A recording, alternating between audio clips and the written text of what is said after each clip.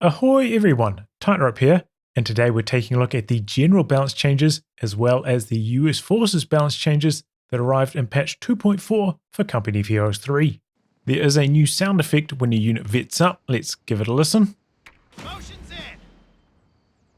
We just got promoted! Bust out the metal, boys! Promotions just came through! Okay, so there's like an initial hit, which sounds a little bit like a glass smashing or something. And then there's that kind of like rhythm of the drum underneath it towards the tail end, more similar to COH3's vetting up sound effect. Bust out the metal, boys! Promotion just came through!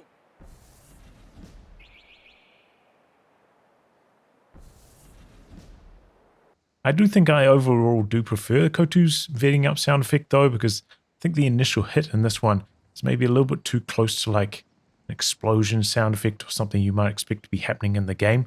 It's not distinctive enough towards unit vetting up, and when I was playing I was like, oh, what's that noise? Am I getting grenaded somewhere? But no, it's just a unit gaining vet. There is a note from the developers at the start of the multiplayer balance changes, which I think is worth covering.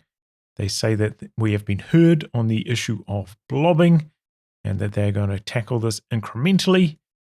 And they're addressing some of the problems in this patch, but there are going to be more changes coming in 2.5. Moving on to the general balance changes now, and we're starting out with infantry combat. There's been a change to quite a few rifles in this patch, just like, bolt action and semi-autos. The aim times have been kind of like increased, I'd say. Previously, especially like Grenadiers and Jaegers had really fast aim times on their rifles, which would allow them to kind of like run in, do a burst of shots, and then run out before getting shot in return. Now, I've got a demonstration of that here. So you can see, I just run in, get a volley off, and then the Tommies in cover aren't able to return fire at all, which is kind of crazy. And some players, at the really high ranks, were able to exploit this. And there is a second part to that change now, because as you can see, when you're in cover, instead of like being ready to aim over the cover, you guys are kind of like off to the side, hiding behind it. And there was like a delay in their animation, turning from here to in front and ready to fire. And that was adding like an extra delay to units in cover, making it, better kind of almost to be out of cover than to be in cover, at least at like the start of an engagement. So yeah, there's two factors allowing some kind of exploiting style gameplay, which I'm glad they have patched out. So you see this change in action. I'm going to do a drag click forwards because I'm expecting the enemy to come from this direction. As you can see, my lads are pointing off to the side. Now I'll make this guy an enemy. So they are definitely faster, like spinning around. And you can see previously with Grenadiers, like all of them would fire their shots like boof in one big volley. But now there's a bit of like a delay.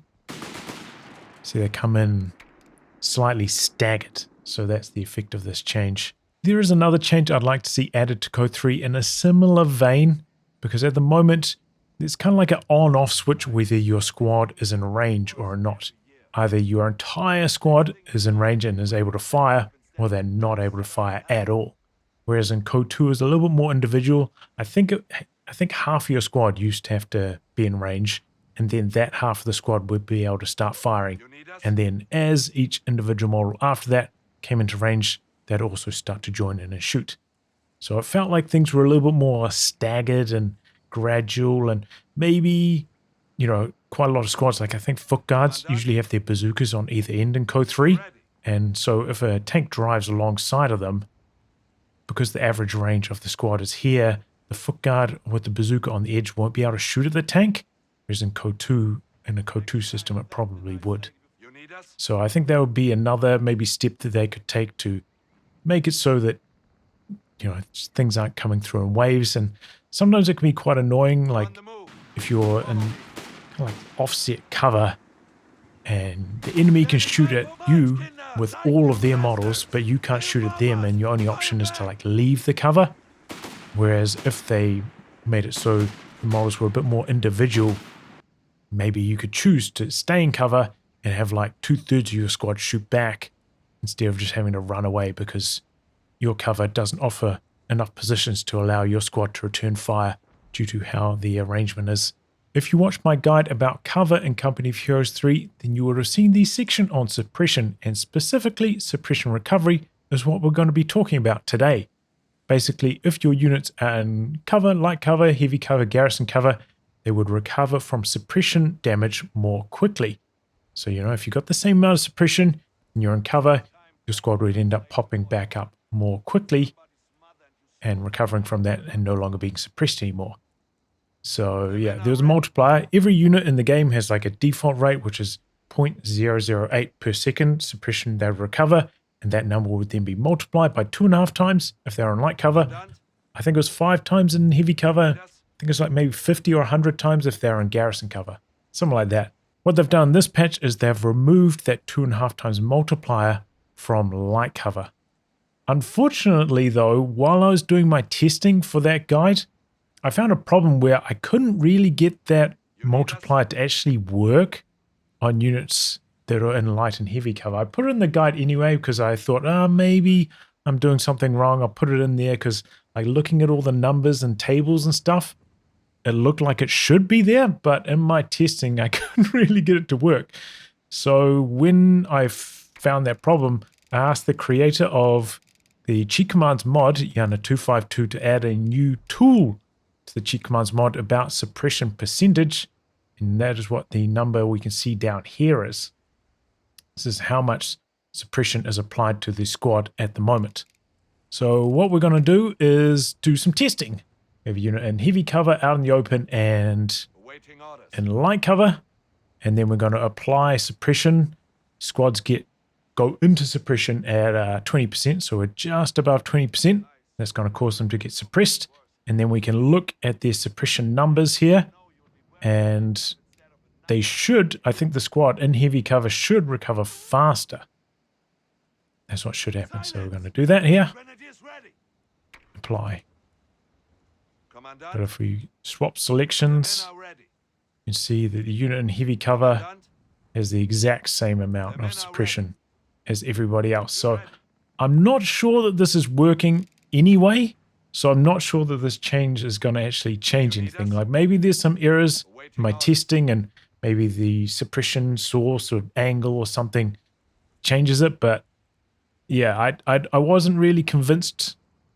And now that I have the tools to look at this, I'm even less convinced that suppression recovery from cover is working. It does seem to work in garrisons. Like if you get suppressed and then jump inside a garrison, like it's gone in an instant. It's not even like a 50 times multiplier. It's completely just like vanishes. See, it's like goes to 0. So that's there's something funky going on with suppression recovery, and I'm not convinced this change that they've done to suppression recovery on light cover is actually going to change anything. There has been a change to the behavior of burst weapons. So this is things like the MG42, where they fire like a burst of rounds, then they have a cooldown, then they fire another burst. Previously, what would happen, say if the target ran out of range when you're 90% through the burst, the weapon would just sit there with that 10% of their bullets remaining, and then when the enemy ran into range the next time, they'd shoot that last 10% of the bullets, and then they'd have to cool down, and maybe occasionally if it happened to line up with their reload cycle, they'd have to reload as well. So that was often what would allow a squad to just run up, and they'd take that 5% of bullets or whatever, 10% of bullets, but that's not enough to suppress them, and then the squad just be able to jog right up to them and throw a grenade. So I think that's what they're aiming to have happen with this change, because now if you get interrupted mid-burst, we'll do it here. So that wasn't a full burst, but I interrupted it. Now after a 10-second delay, the burst will reset. So I think what's happening here is it's counting that burst as completed, and then next time around an enemy runs into range, you'll do like a full duration burst, no like soft half bursts, so it'll make it harder for squads to run in. There are also burst weapons on vehicles, things like the Whirlwind, Flak Feeling, and Quad. These are all AA tools, so this means they're more likely to come into a fight fully stocked on rounds. So when a plane starts flying onto the field, they'll do a full clip into it and have a better chance of shooting it down. before it delivers its payload, especially important for Strafe. So it should buff up AA, but not all autocannons are burst weapons. For instance, you know, the 8-Rad, Crusader AA, and Polston, these, in spite of like feeling like they have burst behavior, they are not counted as burst weapons in the stats, so they do not benefit from this. For instance, if I hit stop the Polston here, we're about halfway through, wait for the 10 seconds, it's not going to get the burst reset, it's still going to be halfway through. So good for this AA, not so good for this AA. Snipers have received a lot of changes in this patch. First off, they are 20 manpower cheaper to construct. They've also had a target size reduction from 1.5 down to 1.33. For instance, most infantry in the game has a target size of 1, so they're still going to be a lot easier to hit than normal infantry. But yeah, just bringing it down to a more manageable level. I think this is like a very good change because initially when the game launched, snipers had a 1.33 target size, and then in patch 1.08, which I think was like maybe like 2 or 3 months after the game came out, it got upped to 1.5 just because snipers were too good. And then kind of since that stage, snipers have been a little bit on the weak side. And then it got even worse when the TTK changes came in patch 1.7. After everybody got the accuracy boosted up, even at max range, with a 1.5 target size, most rifles had like a 100% chance to hit the sniper if it was out in the open. So snipers just died so quickly. And yeah, it made them very hard to get value out of. But yeah, now they're getting buffed up again. And since the game launched, you know, there are a lot more robust counters to snipers. You know, we've got detection now, which is extremely strong. They haven't changed that in this patch. Detectors are still crazy. They can see stealth units from ages away. So it makes using a sniper in cover and, you know, hiding and stuff a lot worse than it used to be. There are target table bonuses against snipers as well. For instance, like the Humber has twice as much accuracy when it's shooting at the sniper as when it does at a normal squad. So yeah, there are a lot more counters to snipers now, which does leave room to make them better, I think. Snipers now capture territory more quickly, having a similar capture rate to most mainlines, which I think is probably fair enough because it's quite risky to capture with a sniper, and it does take up a similar amount of population as most mainlines. Relic have also sped up the cooldown, reload, and aim time of snipers, so they will be firing a bit more quickly now, but they've also made a change to how snipers counter cover. Now for units in cover, the sniper will take longer to aim at them before it's able to fire. So against a unit in light cover, it's 50% longer to aim, and against a unit in heavy cover, it's 100% longer to aim. So let's see how this goes here. I mean, you can feel that.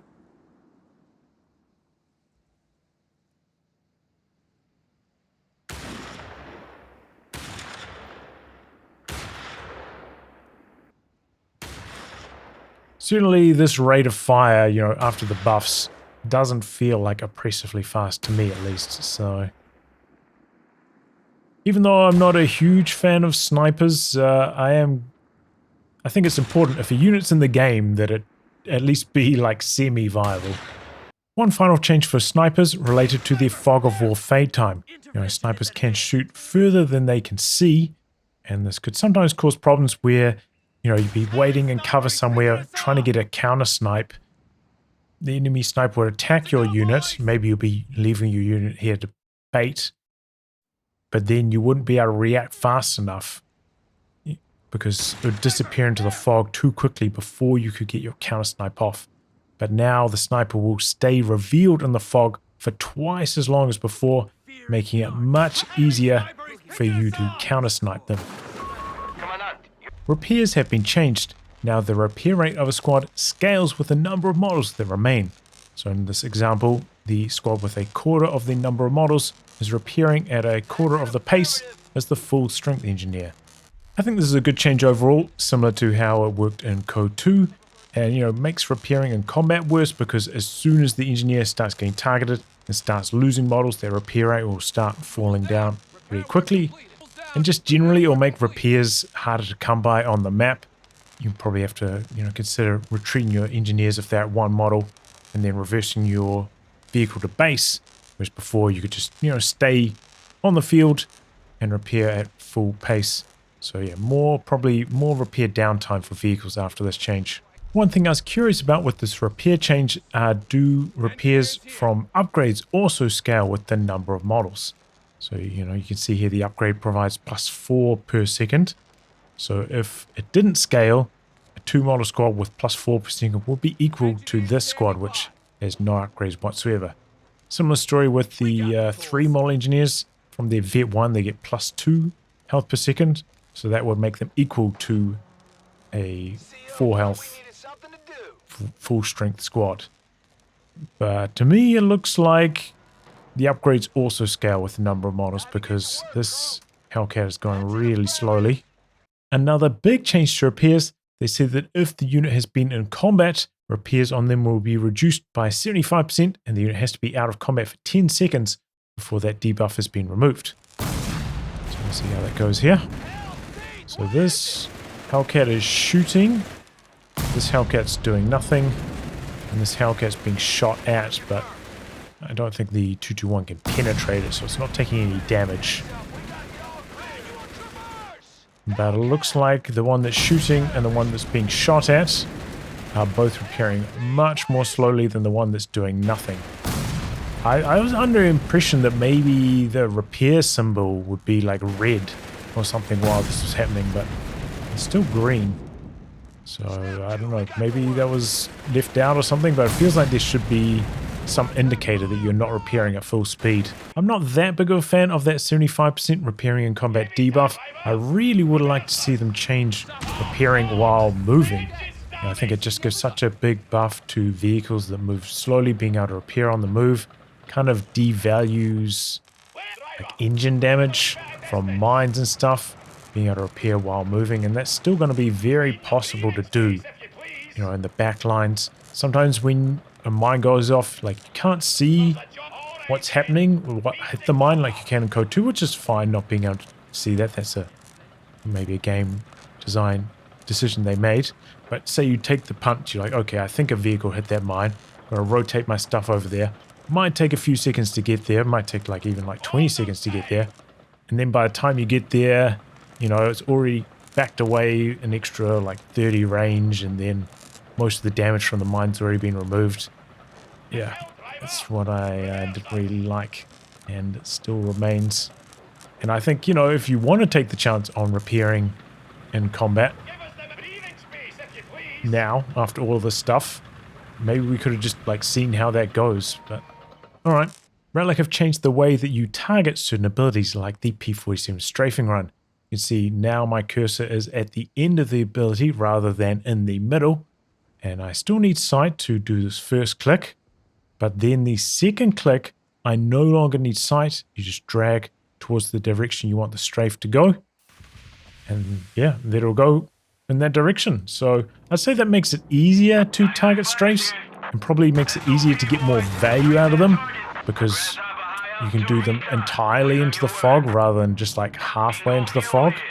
So it should probably make a lot of these abilities better, especially something like the charged creeping barrage, because this was always kind of rubbish because it was so long targeting in the middle. The first half would always be on your side and just made it really awkward. This is the Brit one in Australian Defence.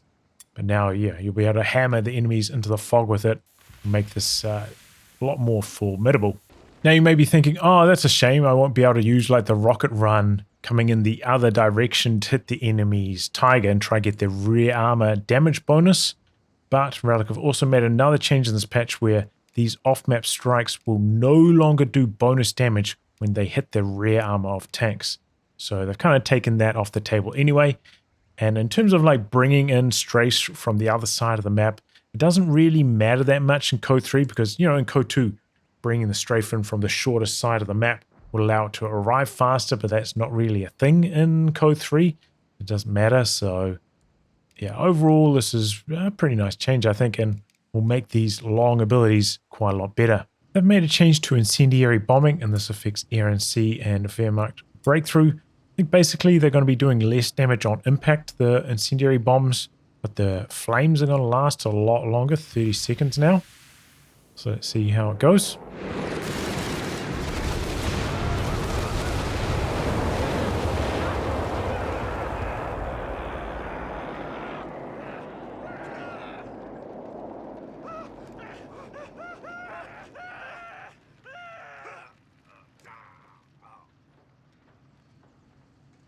Yeah, those flames are lasting quite a long time. So yeah, it's going to be a lot of area denial. The smoke drops in airborne and breakthrough have been buffed. Should come in 2 seconds earlier now, and as you can see, it is a lot longer than it used to be. So let's see how it feels. Oh, I need to reactively smoke. My rifleman's being shot at. 99 fighters here. Get those back. Taking losses. Still doesn't feel like super fast. As a, it's a good line of smoke. Anti-air mode has received a couple of buffs in this patch. First off, they've increased the range bonus it gives by, just a small amount. Should bring it back to the range that AA had the patch before last. They've also added weapon traverse bonus to AA mode, so it should be easier to track planes in the sky. I think that'll be a big change for the 88 especially, which we'll have a look at shortly. After you activate it and then deactivate it, the cooldown before you can activate it again has been shortened down to 15 seconds. So I feel like this is kind of where AA mode should have launched initially. We're at that stage now. Might still need some tuning from here, but we'll have to wait and see. So I'm going to bring a Recon plane over top of the 88. It's in AA mode. Let's see how it does. Remember, Recon planes have more health than Strafes. So it seems like even with the weapon traverse buff, the 88 still can't handle a plane directly over the top of it very well. Oh, it's getting a couple shots going now, though. Okay. Okay, eventually it does lock onto it. That's interesting. Like, land a shot on the way through, and then I think as the plane zoomed past, it had to do some catch-up.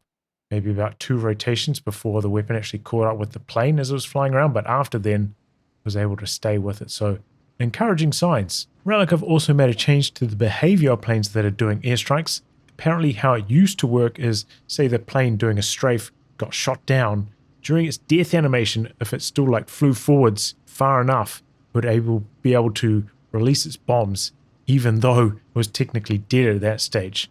And they say they've stopped that from happening. So let's see how it goes. Got an 88 pointing in the right direction to try and stop a rocket run. So no rockets coming out of that lad. No rockets coming out of that lad either. So that is a big change now. Wow. That makes AA way stronger against Strafes. But yeah, overall they made so many changes to AA with with the reload and the burst changes and stuff. AA should be way more powerful, should be the complete opposite of the previous patch. Recon loiters have been changed. Now they'll only give you vision inside of the circle. Previously, the plane, as it's flying in, would provide vision, and then as it's flying around in a circle, it would provide you with another circle of vision, which is pretty much equal to this circle. So, plonk that down in the middle of a 1v1 map, you can pretty much see the entire map. But no longer the case, there's no circle of vision around the planes anymore. I think this is maybe, some of the steps that Relic are taking to kind of rein in Recon overall a bit in this patch. Flares are also getting tuned down a little bit here and there. One thing I did notice though is maybe the Recon mission from Polish. That plane, you get vision around the vehicle. First vehicle that gets spotted in this one as it loiters does still provide vision around it. So not entirely equal, but yeah, I do think it's a good step to start reining in. Recon Relic have increased the amount of suppression these 3 machine guns do. M1919 got about 5% more, MG34 got 10% more, and the Vickers got 20% more. I think what Relic was saying is they're trying to shut down the situations where units could just run up to your machine gun frontally and throw a grenade at it. Like the initial time to suppression, they're trying to reduce that, make machine guns more effective at dealing with infantry, which I think most of us can get on board with. But they've also made a reduction, so once the unit is suppressed, the amount of suppression these 3 machine guns do to a suppressed unit has been lowered, so the time to go from suppressed to pinned should be pretty similar to how it was before. So let's see how we go. A bit of a suppression race. I think this one started firing first, the MG34. Sometimes like the aim times can be a bit inconsistent, and that changes from run to run. So it looks like the Vic is getting to pin first now. So we'll try that one more time. I've let these guys alone for 10 seconds, so they should be ready to do a full burst. Still looks like the MG34 suppressed first, Vic is second, and M1919 seem to be the slowest. The first strike bonuses on these three vehicles have been changed. Now the vehicle only has to be stationary for 3 seconds for the bonus to kick in, and they've added like a countdown timer up here so you can see how long you need to be stationary before it kicks in. One interesting thing I noticed about this though is after you hit stop, as soon as you hit stop, the bonus starts counting down. You don't actually have to be fully halted, which is kind of interesting in COH3 because usually to be counted as stopped, you actually have to be completely immobile, unlike in COH2 where as soon as you hit the stop button, count as being stopped. So that is one thing going in favor of First Strike. Starts ticking down as soon as you hit the stop button. Flamethrowers have received a couple of changes in this patch. First off, infantry that can fire flamethrowers on the move, that's rangers and guastatori, or anybody who picks up a guastatori flamethrower.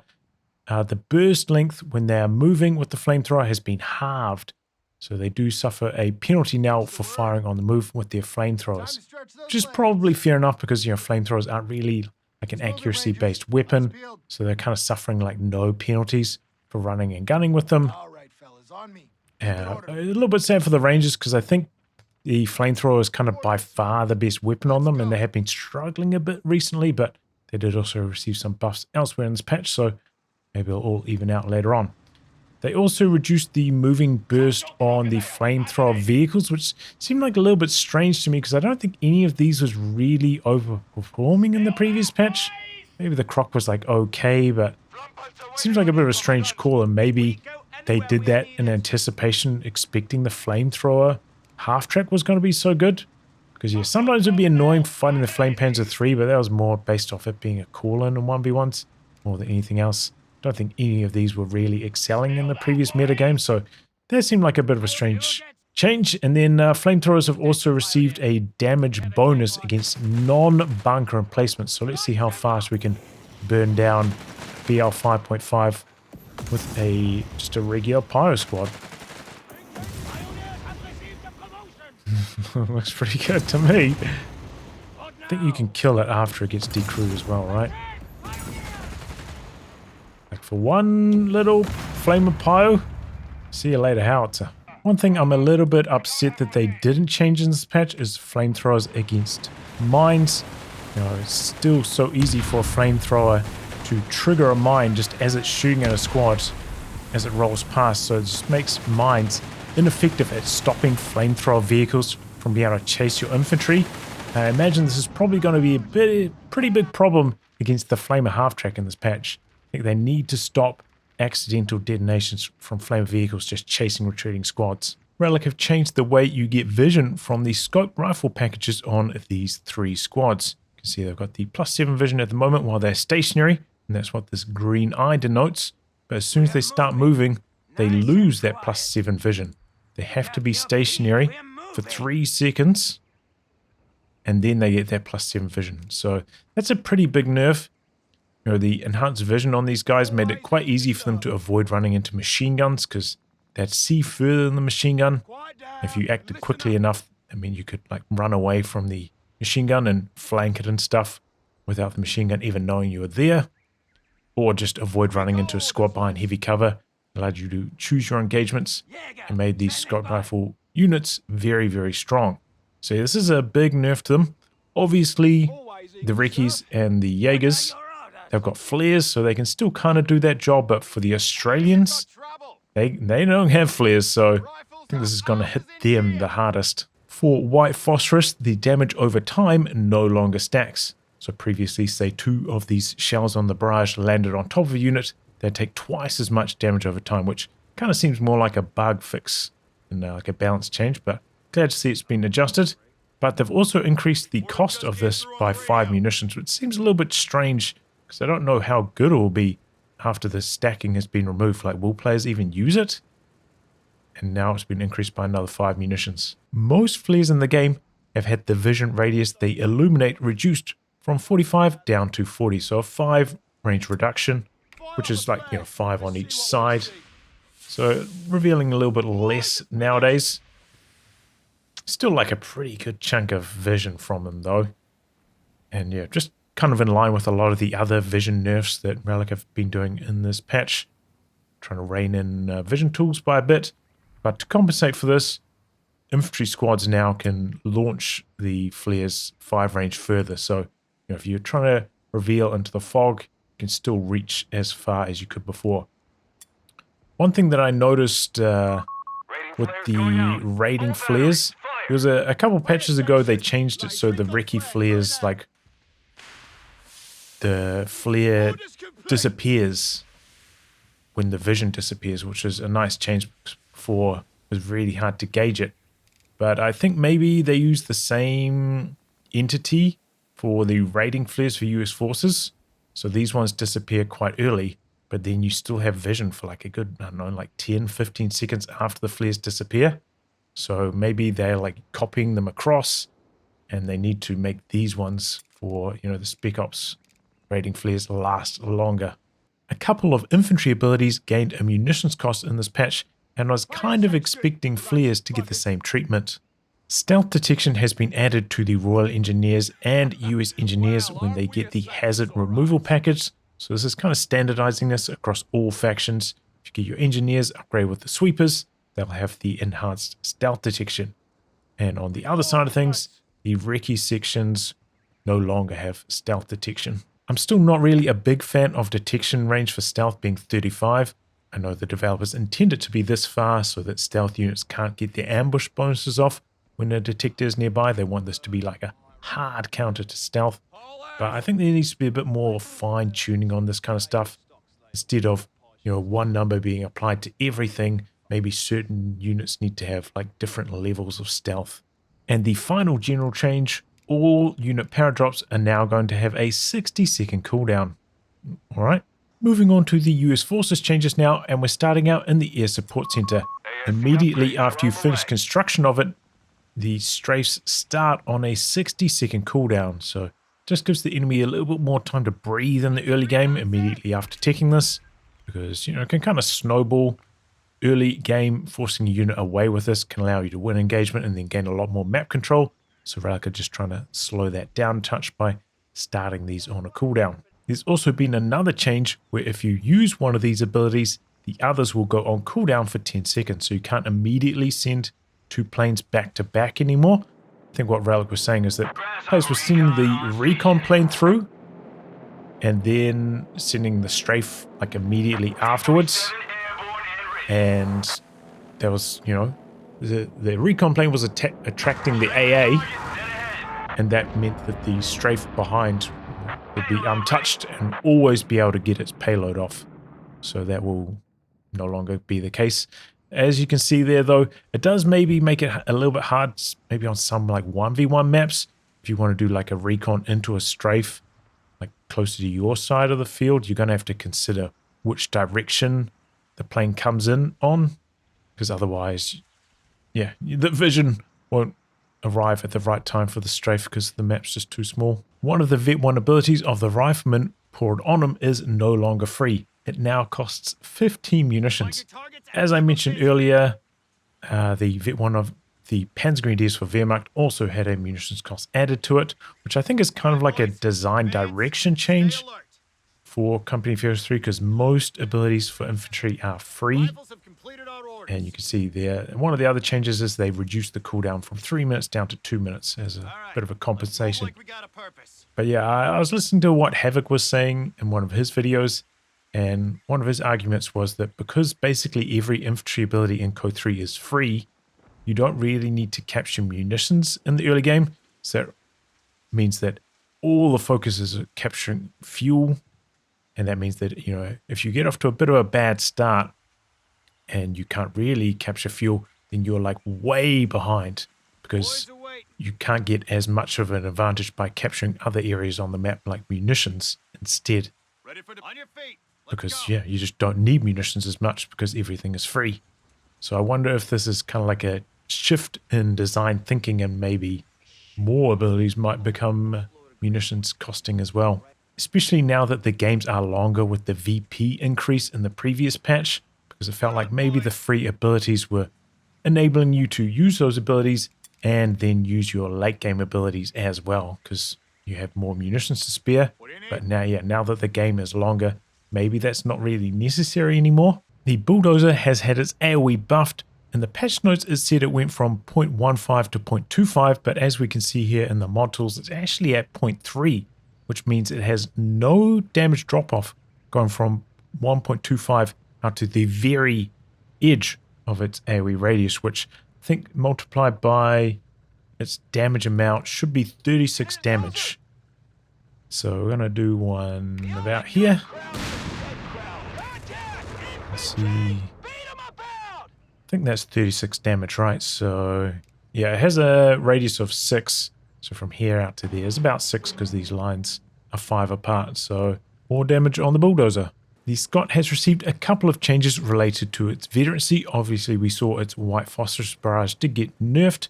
It's also had a veterancy requirement reduction, come down by a decent chunk, so you'll be able to vet it up faster. And then its Vet 1 ability, I think it used to have Accel Decel, and in this patch they're kind of removing Accel Decel from every other vehicle as well, because it's just kind of like a rubbish veterancy bonus because of the way that vehicles move in COH3. And they've replaced it with 10% ability recharge, but then they've nerfed the Vet 2 ability recharge by 10. The Easy 8 has had its main gun nerfed. The AoE damage has been reduced, and it's also had a scatter increase, so now it's pretty much identical to the 76mm Sherman, except the Easy 8 has 100% move accuracy, whereas this only has 75%, and it doesn't have any moving scatter penalties, whereas this has a 1.5 times multiplier to scatter when moving. So still has excellent moving performance, but going to be quite a lot worse against infantry now. Rangers have received a handful of changes in this patch.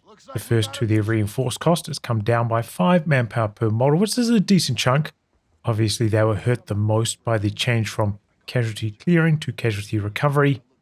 Getting 25 manpower back instead of a full 50 manpower made it quite hard to afford to reinforce Rangers, so there's a little bit of a buff to them. But their Vet 1 ability cover to cover no longer provides a speed buff when they're running out of cover. As a partial compensation for that, the cooldown on it has been reduced from I think 7 seconds to 3 seconds. So you can see the 3-second cooldown there. But yeah, overall, pretty big nerf, because that kind of mobility that cover to cover enabled was a big part of why Rangers were so strong, being able to like keep up with tanks as they're running away, because the Rangers got the cover to cover speed buff. So it's definitely a pretty big blow to them. Now, one other change, you can no longer convert Riflemen on the field. Riflemen can only be converted to Rangers inside your headquarters sector. And probably the biggest change, you can now construct Rangers from your headquarters. You don't have to do it from the barracks. So that probably will enable a lot more strategies, maybe around, like artillery observers earlier game, and weapon support center starts instead of always having to go to the barracks to get Rangers. So that'll be interesting to experiment with. And for beacons, I believe they added an extra delay between the smoke coming down and the shells actually landing. I think kind of similar to what the coastal artillery officers received a couple patches ago. So making it a little bit easier to dodge the beacon arty. The Italian Partisan Battle Group has received quite a lot of changes in this patch. We saw the stats for it a while back, and it was like the worst performer in basically every mode. So here we go. First off, the resistance fighter themselves. Munitions cost for the SMG, 10 cheaper. Same story for the grenade launcher, 10 cheaper. Obviously, the grenade launchers got nerfed quite a lot in the previous patch, so fair enough. I think there's some room to make these cheaper now.